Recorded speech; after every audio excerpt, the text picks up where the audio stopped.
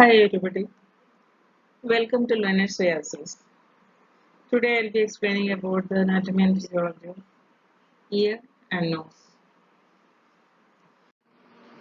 First we'll see ear. Ear is a sensitive organ of human body. It is mainly concerned with detecting, transmitting and transducing sound. Maintaining a sense of balance is another important function of ear. So ear जो है body का सबसे sensitive organ है ये और main function इसका hearing है। उसके अलावा बॉडी बैलेंस मेंटेन करने के लिए भी ईयर हेल्प करता है। ईयर का स्ट्रक्चर अगर बताएं तो ईयर को तीन में डिवाइड किया हुआ है, external ear, middle ear and internal ear. इसको तीन ईयर को तीन ईयर जो है बॉडी का एक सेंसिटिव ऑर्गन है, ये हियरिंग के लिए हेल्प करता है ईयर। इसके अलावा बॉडी का मेंटेन बैलेंस मेंटेन करने के लिए भी हेल्प करती है। इसको ईयर को तीन में डिवाइड किया हुआ है, एक्सटर्नल ईयर, मिडिल ईयर और इंटरनल ईयर।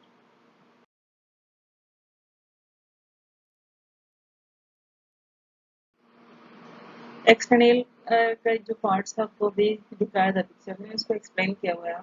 उसमें सबसे पहले आता है ओरिकल और द पिन।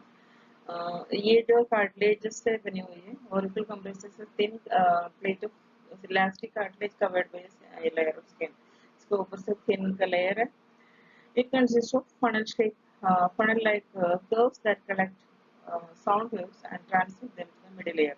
इसका काम है ये साउंड वेव्स को कलेक्ट करके मिडिल ईयर में भेज देते हैं। The lobule consists of adipose and fibrous tissues of blood capillaries। Lobule जो है नीचे वाले पोर्शन में, उसमें ये एडिपोस टिश्यू से बनी हुई है। Then next is external auditory meatus। It is a slightly curved canal supported by bone its interior part of the cartilage and cartilage in the exterior part। ये जो एक्सटर्नल ऑडिटरी कैनाल है ये bone से बनी हुई है। इसका inner part में और आउटर पार्ट जो है कार्टिलेज से बनी हुई है। इसका इसके अंदर वैक्स ग्लैंड्स है जिससे वैक्स प्रोड्यूस हो जाती है। Next is tympanic membrane. This membrane separates the middle ear and external ear. External ear और मिडिल ईयर के बीच में एक मेम्ब्रेन है, इसको कहते हैं टिम्पैनिक मेम्ब्रेन। इसका this part receives and amplifies sound waves. जो साउंड वेव्स आ रहे पिन्ना कलेक्ट करके जो साउंड वेव्स ऑडिटरी मेटस से आके जो टिम्पैनिक मेम्ब्रेन में टकराता है। टिम्पैनिक मेम्ब्रेन वो साउंड को एम्प्लीफाई करता है। एम्प्लीफाई करने का मतलब है इसको बढ़ा देता है साउंड को, और बढ़ा के उसको साउंड वेव्स को अंदर भेज देते हैं। यही काम है टिम्पैनिक मेम्ब्रेन के। एक्सटर्नल ईयर के बाद जो नेक्स्ट पोर्शन आ रहा है that is middle ear. Middle ear को यहाँ थोड़ा सा बड़ा करके दिखाया हुआ है। आपको तीनों बोन्स इसमें क्लियरली दिखाई देते हैं। ये ईयर ड्रम है जो फनल शेप में ईयर ड्रम है। ईयर ड्रम टिम्पैनिक मेम्ब्रेन को दूसरा नाम है ईयर ड्रम। ईयर ड्रम से एक टेल टाइप का एक बोन जा रहा है जिसको कहते हैं मालियस। फर्स्ट बोन मालियस है, उसमें अटैच होता है दूसरे बोन यहाँ पे एंड में जाके, इसको कहते हैं इनकस। इनकस का एंड में जो एक दो पार्ट में डिवाइड किया हुआ एक बोन है यहाँ पे जिसको कहते हैं इन स्टेपिस। सो इसी तरह तीन बोन्स मालियस, इनकस, मिडिल में इनकस और एंड में स्टेपिस, ये तीन बोन है। ये स्टेपिस जाके एक विंडो है, ओवल विंडो कहते हैं, ओवल विंडो में आके अटैच हो जाती है। सो एक्चुअली ये जो साउंड वेव्स है ईयर ड्रम से ये बोन में चले जाते हैं। बोन इसको और साउंड को बढ़ा के इसको ये बोन्स जो वाइब्रेट करके इसमें ये ओवल विंडो में पहुंच जा देता है। ओवल विंडो से फिर वो जाता है इनर ईयर में। सो यहाँ पे इसके नीचे ओवल विंडो के नीचे एक विंडो और है, उसको कहते हैं राउंड विंडो। और ये जो टिम्पैनिक मेम्ब्रेन के पीछे जो कैविटी है इसको टिम्पैनिक कैविटी कहते हैं, उसमें से यूज टेकिंग ट्यूब नीचे की तरफ जा रहा है। सो मिडिल ईयर का पिक्चर आपने देखा, मिडिल ईयर का एक्सप्लेन करने जा रहे हैं अभी।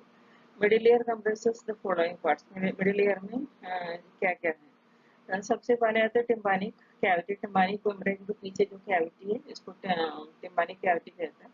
It is an air-filled, narrow air-filled cavity separated from external ear by tympanic membrane and from inner ear by the bony wall. So इसको एक narrow cavity है, external ears का separate external ears से इसको सेपरेट करने के लिए टिम्बानिक membrane आपने देखा पिक्चर में, और इनर ईयर से ये सेपरेट होता है एक बोनी बोल्ट से. Then tympanic cavity has an auditory tube known as the eustachian tube in its anterior wall. Tympanic cavity के anterior side से एक eustachian tube जाती है. ये जो ट्यूब है that is auditory tube or the eustachian tube. Then next, what is eustachian tube? Eustachian tube is 4 centimeter long tube that equalizes the pressure on either side of the tympanic membrane. Tympanic membrane का दोनों side में pressure equalise करने के लिए eustachian tube का काम आता है. It connects the tympanic cavity with the nasopharynx. So tympanic cavity और nasopharynx से ये eustachian tube कनेक्ट करता है और एयर को इक्वलाइज करता है. Then next comes the ear ossicles. Ossicles means the bones. 3 bones है mainly. मैंने आपको दिखाया था पिक्चर में. They are malleus, incus and stapes. Hammer-shaped part that is attached to the tympanic membrane through the handle and incus through the head. So एक malleus जो है hammer का shape में है, उसका जो hammer-shaped part that is attached to the tympanic membrane. Tympanic membrane में attach हो जाती है वो hammer-shaped जो part है उसका, और उसका hammer का जो handle है वो incus में जाके connect हो जाती है. It is the largest ear ossicle. जो ईयर में जो 3 बोन है उसमें लार्जेस्ट बोन मालियस है. उसके बाद मिडिल में आता है incus. It is an anvil shaped ear ossicle connected with the stapes. So ये stapes से कनेक्ट करता है, मालियस एंड stapes को कनेक्ट करता है इसके बीच में. Then last bone is stapes. It is the smallest ossicle. Stapes जो है सबसे छोटा है and also smallest bone in the human body. Human body का सबसे छोटा bone है ये stapes. So next comes the inner ear. This is the picture of an inner ear.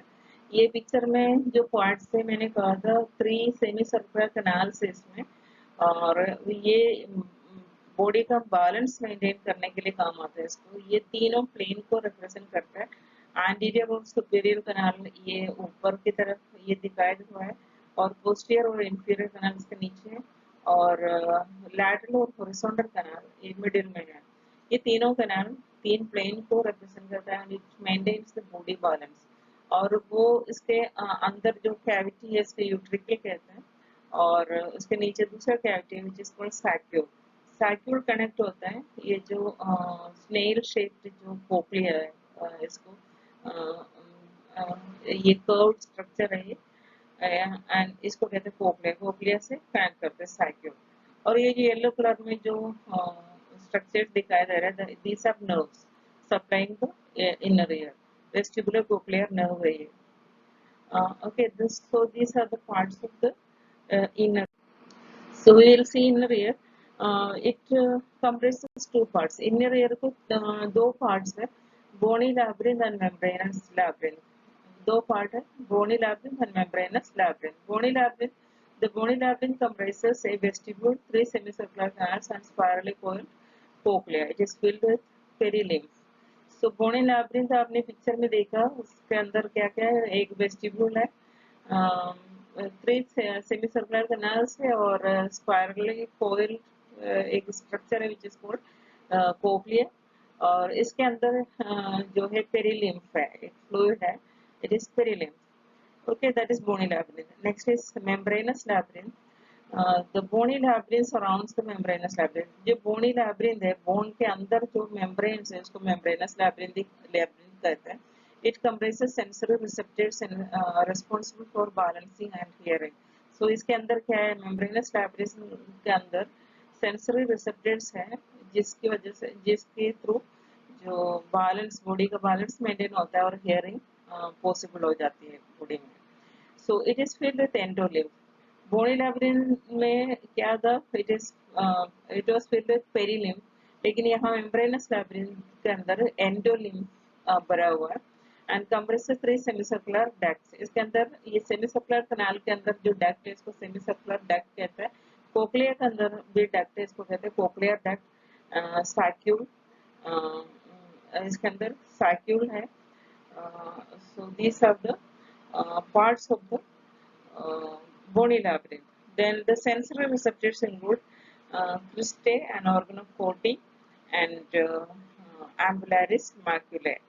So जो sensory receptors का नाम है cristae, organ of Corti and ambularis maculae. So ये सारे inner ear का जो part। Next we will see the function of ear. Ear का क्या फंक्शन है? सबसे पहले और सबसे इम्पोर्टेंट फंक्शन है hearing. The mechanism of hearing involves the following steps. इसका स्टेप वाइज बता रही है।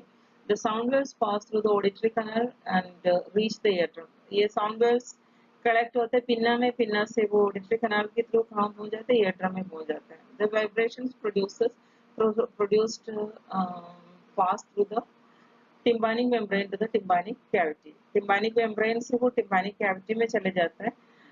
और the ear ossicles in the tympanic cavity receive the vibrations and stapes pushes the oval window in and out. So ear ossicle के through जो sound है वो vibrate होके चले जाते हैं। और लास्ट जो बोन है स्टेपिस, स्टेपिस जो है ओवल विंडो को पुश करते हैं। Pushes the oval window, Oval window को इन एंड अंदर बाहर पुश करते हैं और इसी तरह साउंड को वो पास ऑन करते हैं। This action is passed on to the organ of Corti. ये ऑर्गन ऑफ कोर्टी में ये जो साउंड वेव्स चले जाते हैं organ of Corti and the receptor of hearing. Organ of Corti होते हैं हियरिंग का जो रिसेप्टर है ये that contains tiny hair cells that translate the vibrations into the electrical impulse that are transmitted to the brain by sensory nerves. So क्या होता है ये जो ओवल विंडो को जो स्टेपिस पुश करते हैं और ओवल विंडो के अंदर से ये जो साउंड वेव्स है that goes into the organ of Corti. Organ of Corti जो है हियरिंग का रिसेप्टर है, वहाँ रिसेप्टर में पहुंच जाता है। रिसेप्टर में पहुंचने के बाद उसके अंदर क्या होता है, छोटे छोटे हेयर टाइप का सेल्स हैं, नर्व सेल्स है। ये नर्व सेल्स जो है वाइब्रेट करके जो साउंड है उसको इलेक्ट्रिकल इम्पल्स में बदल देते हैं।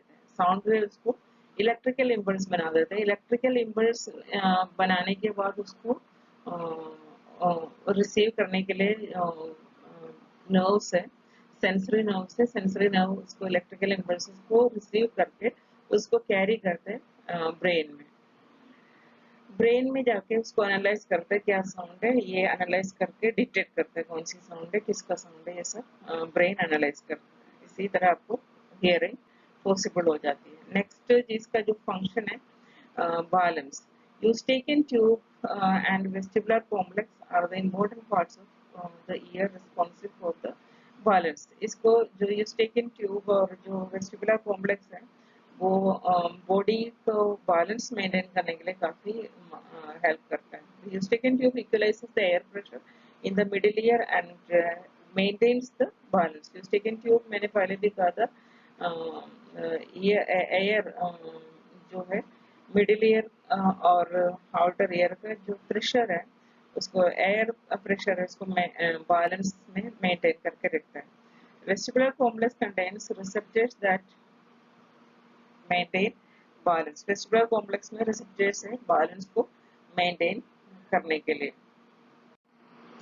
Next we will see the structure and function of the nose. ये नोज एंड नेसल कैविटी का पिक्चर दिया हुआ है।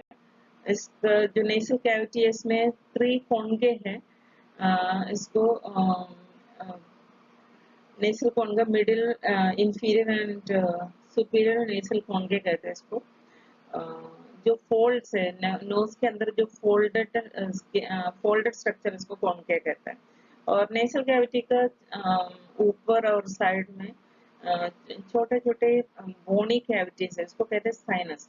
ये ऊपर जो कैविटी है इसको फ्रंटल साइनस है, फ्रंटल बोन के साइड में इसलिए फ्रंटल साइनस कहते हैं। और ये स्फीनोइड बोन के साइड में इसको स्फीनोइड साइनस कहते हैं। Okay.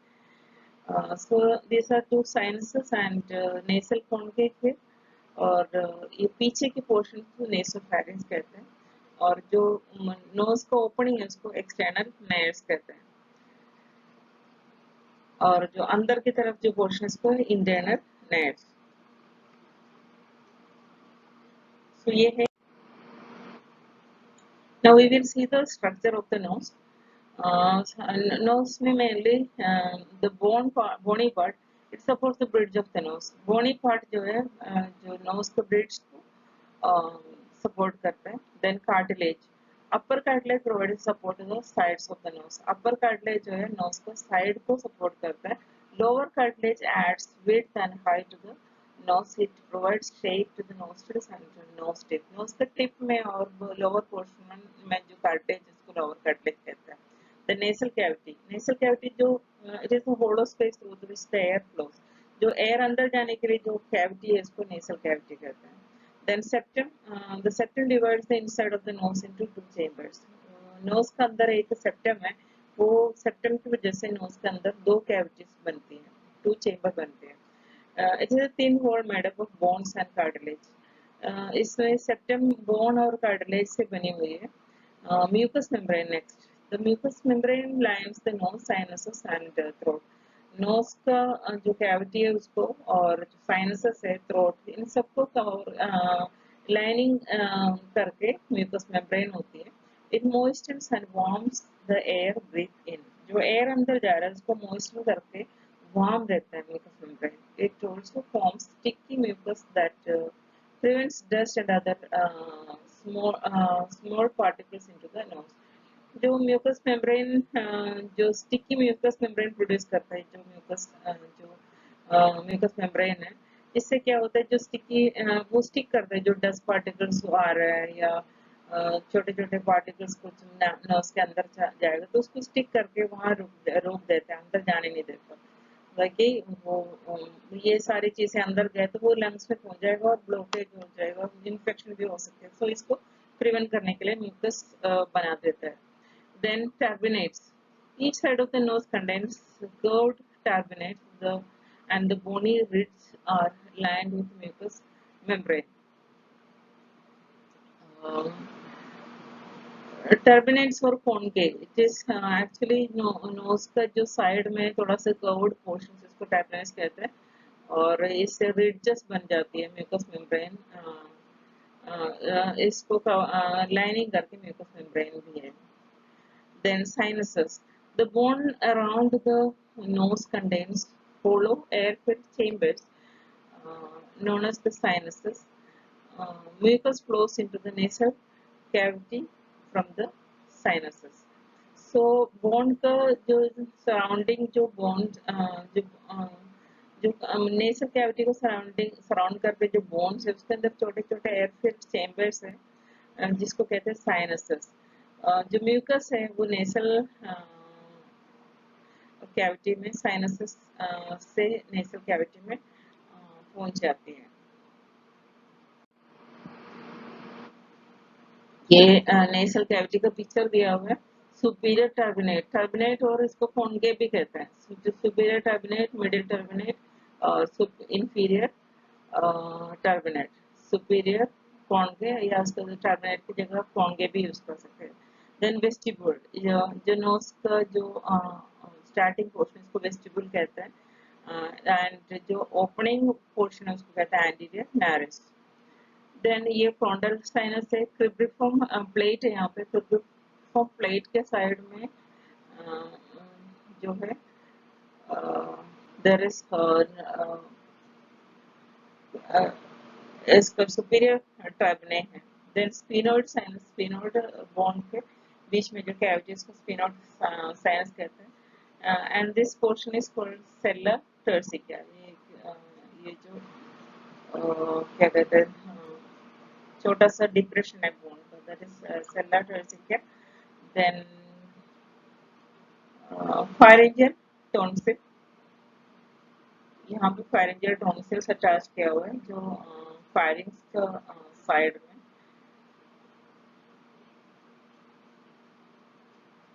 यूस्टेकिन ट्यूब यहाँ पे आके फायरिंग्स में आके ओपन होती है, इसका ये डिप्रेशन दिखाया हुआ है, इसको that is the opening of the auditory meatus.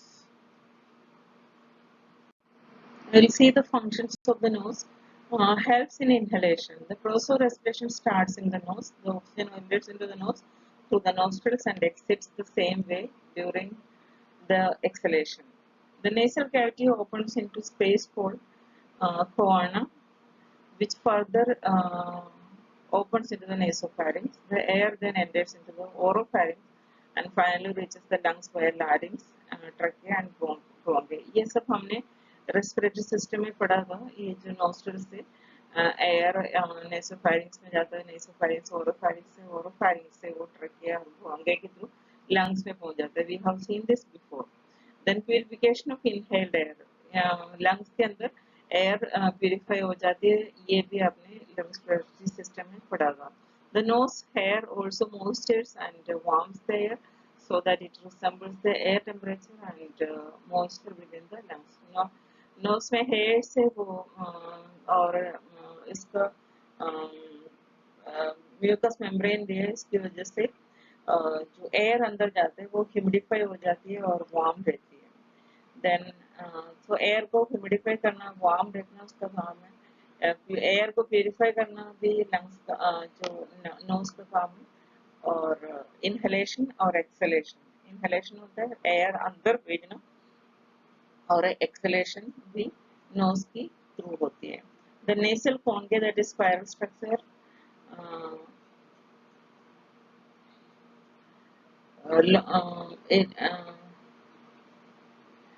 which allows the air to remain longer time within the nasal cavity so that it humidifies and purified properly. Nasal कॉन के थोड़ा सा कर्वेचर बना देते हैं नेसल कैविटी का, तो एयर थोड़ा ज्यादा देर तक नेसल कैविटी में रुक जाता है ताकि उसको प्रॉपरली ह्यूमिडिफाई होने के लिए और वार्म होने के लिए टाइम मिल जाता है कॉन्गे की वजह से। ये सारे नोज का फंक्शन। इनहेलेशन एंड एक्सहेलेशन के अलावा नोज का जो main function that is organ of smell, smells identify करने के लिए नोज हेल्प करते हैं। Inhaled air comes in contact with olfactory epithelium, जो एयर इनहेल होते हैं वो ऑल्फैक्टरी एपिथेलियम से कांटेक्ट में आ जाता है। The nerve fibers extending from the olfactory receptors accumulate the molecules containing the odor.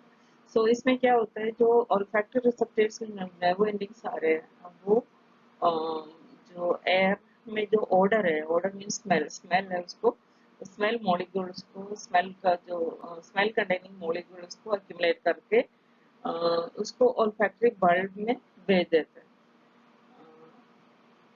ये ऑल्फैक्टरी बल्ब में जो सिग्नल्स आ रहे हैं they are carried to the olfactory region of the brain. olfactory bulb से वो olfactory region होता है brain के अंदर, ब्रेन में पहुंचा देते हैं, ब्रेन में जाके उसको डिकोड हो जाती है और एनालाइज करके स्मेल कौन सी है ये डिटेक्ट कर लेते हैं। सो इसी तरह आपको स्मेल का पता चल जाता है।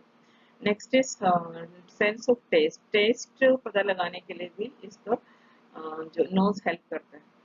While chewing, the food releases certain chemicals that travel up to the nose and activate the olfactory receptors in the nose. जब आप खाना को च्यू करते हैं तो उसको चबाते हैं, फूड में से कुछ केमिकल जो है नोज में पहुंच जाता है और olfactory receptors है नोज पे उसको एक्टिवेट कर लेते हैं। So they work in coordination with the taste buds on the tongue. Taste bud के साथ कोऑर्डिनेट करके उसको एक्चुअल फ्लेवर क्या है फूड का ये डिटेक्ट करने के लिए नोज को हेल्प करते हैं।